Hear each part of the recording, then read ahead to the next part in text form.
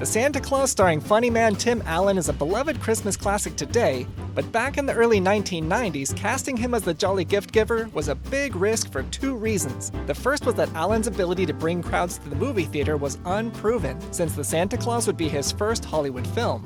So some other big A-list actors of the time were considered first, such as Tom Selleck and Tom Hanks. What do you feel like, Dad? It felt like America's Most Wanted. The second reason the Santa Claus was a big risk to make was because movies featuring Santa Claus as the main character weren't very bankable, since there hadn't been a successful movie featuring Saint Nick in over 40 years since the release of the original Miracle on 34th Street.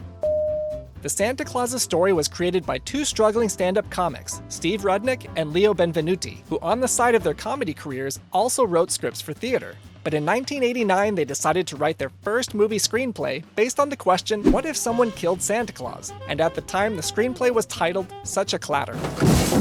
In the early phases, the Santa Claus's script contained more edgy adult humor than the kid-friendly version we know it for today. Oof, easy, Rudolph.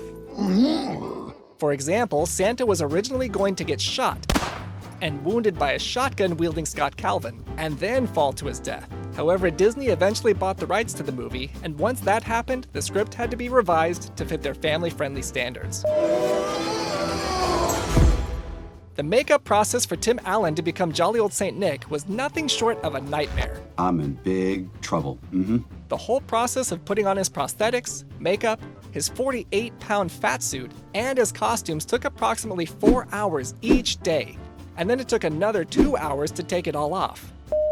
The movie was filmed in July, and Tim Allen had to endure so much intense summer heat that his body broke out into heat blisters. Not only that, but being literally engulfed in his role as Santa was such an emotional and physical toll on him that he often sequestered himself in a corner of the set to help cope with the stress. Does this look like a little weight to you? One of the biggest challenges of the on-set visual effects was the fake snow. They used a lot of different mediums to make the scenes look like Christmas, such as potato flakes, marble dust, rock salt, paper products, and even snow blankets. And you can see a glimpse of one of these blankets when Santa slips before falling off the roof. The movie had a small budget even for its time at $16 million, so they had to do a lot of visual effects the old-fashioned way without using high-tech gear. For example, to make the North Pole come up from the ground, it was pushed up by two people from the floor directly underneath it, which is why it shakes a little bit as it rises, and they tried to cover it up with a quick cutaway edit. The reindeer animatronics were powered by 25 small motors that could move various parts of their face and bodies. It took about 5 people to operate Comet, and 12 people to operate the entire team of reindeer. The first cut of the film was about 2 hours, which had to be edited down to fit the standard hour-and-a-half runtime for a family film. To cut the movie's length down, the decision was made to cut down or flat-out remove any scene that Tim Allen wasn't in. So if Charlie feels like an underdeveloped character to you, now you know why, because many scenes of him struggling with his dad's transformation and also dealing with bullies at school were all cut out from the story. What didn't get cut out, though, was the fake teeth little Eric Lloyd wore during all of his scenes. Just days before shooting began on the Santa Claus, he was climbing on a boulder and slipped, knocking out a few of his front teeth. But his mom was able to have some fake teeth made in time for filming because luckily she had a mold of his teeth made by an orthodontist before the whole incident happened.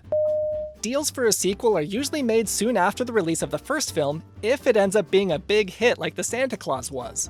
However, if you ever wondered like I did why it took 8 years to make a sequel to the Santa Claus, it's because Tim Allen needed that much time to recover from his experience as Santa before he could, shall I say, warm up to the idea of doing it all over again. If you'd like to learn about other movies featured on the channel, click on one of the videos you see on the screen. If you'd like to become a patron of my work, visit my Patreon page by clicking the link down in the description box below. And if you're new here, don't forget to subscribe and click the bell to keep learning more fun facts about your favorite films.